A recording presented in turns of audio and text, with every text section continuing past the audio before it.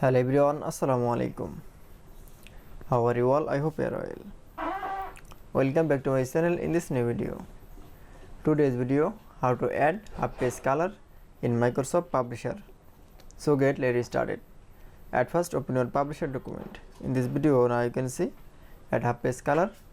Now going to the insert menu option, then click. Now click for a shape option. Now click for a rectangle shape. Now this page from in small. Now draw a rectangle shape from half page. That it's.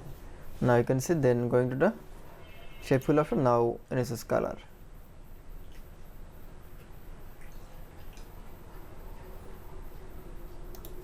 Then going to the shape outline option, then click for no outline. That it's. Now you can see